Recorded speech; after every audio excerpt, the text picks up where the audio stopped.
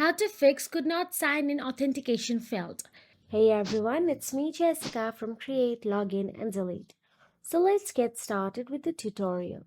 If you are getting the could not sign in authentication failed error on the App Store, it usually means there is a problem with the Apple ID, internet connection, or device settings. So here is a guide on how to fix it. First of all you have to do is restart your iPhone or iPad. Very simple but effective way. Press and hold the power plus volume down button and then you will get to see slide to power off. Slide it, wait for 10 seconds for power back on and then try signing in again. Now once you are back to the home screen, all you have to do is check for your internet connection.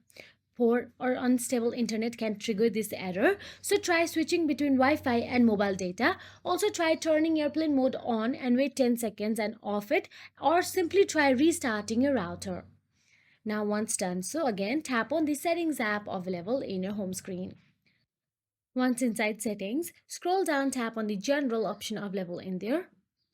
Now again, once inside the general, simply tap on the software update option available and make sure that you are updated to the latest version of the software. Now, an outdated iOS version can block App Store sign-in sometimes, so install any available updates. Once done so, go back to the general again, scroll down till the bottom, and there you'll get to see transfer or reset iPhone, and all you have to do is tap on it. Then tap on the reset, then tap on the reset all settings.